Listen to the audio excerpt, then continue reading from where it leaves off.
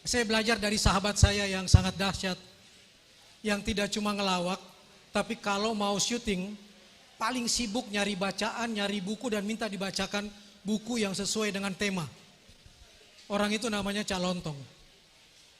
Cak Lontong itu ilmu silogismenya bukan ujuk-ujuk tiba-tiba, tapi dia membaca buku lalu dia memelintirkan isi buku yang membuat kita ketawa. Dan dia menjadi komedian termahal hari ini di Indonesia. Silakan undang Cak Lontong. Saking ikroknya dia, saking literatnya, dia dikelilingi oleh karyawan-karyawan dia yang setiap hari harus membacakan sesuatu dan dia berdialog lewat bacaan. Risikonya apa? Dia membayar orang sekelilingnya, tapi berkahnya apa? Cak Lontong orang yang kalau melawak ya 1 menit 1,5 juta minimal.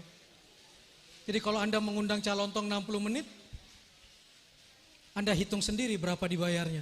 Dia adalah komedian termahal yang bisa 3 hari, 3 tempat sehari untuk melawak. Orang yang selalu resah kalau tidak membaca sesuatu. Sehingga dia bisa bercanda yang bikin kita ketawa tapi kitanya kemudian merasa dibodohi. Kita dibodohi, dia dapat uang.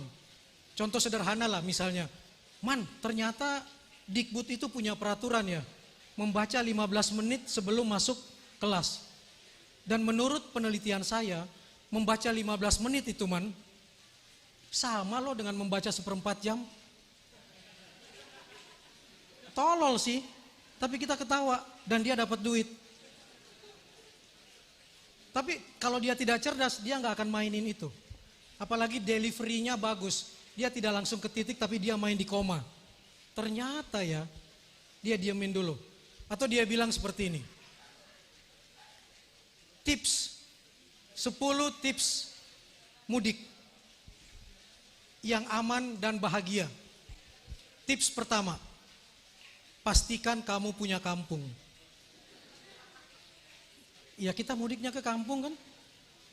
Tips kedua, pastikan ketika mau mudik kamu tidak terkunci di rumahmu. Sepertinya tolol, tapi itu yang membuat dia kaya raya sekarang. Dan kita disuruh berpikir baru ketawa. Atau dia bilang beginilah, 50% pelajar SMA di Jogja sudah tidak perawan. Dan dia dengan tenang, dengan muka ratanya, poker face, tidak merasa bersalah dan mengatakan itu.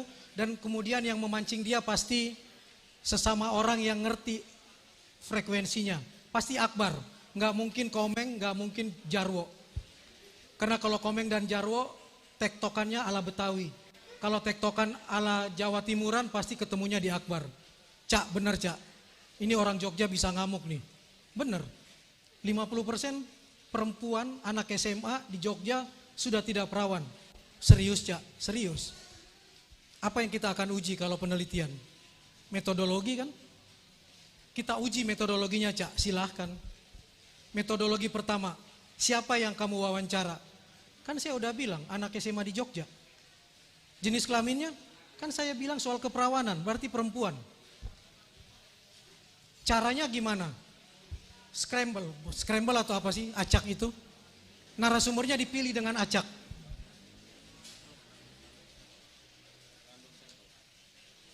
Profesor bilang random sampling, random sample, ya. Saya random mengacak aja anak SMA yang saya temui. Serius Cak, 50%, iya. N-nya berapa Cak?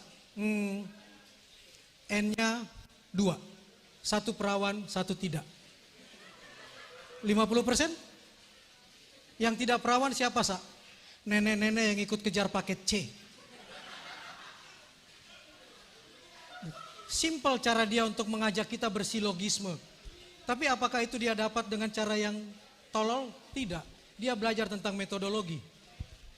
Dan dia paham tentang metodologi itu.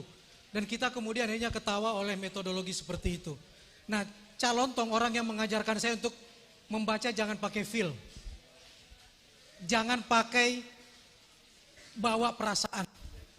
Kalau kamu mengalami writer's block, berhenti sejenak, pindah ke bacaan yang lain.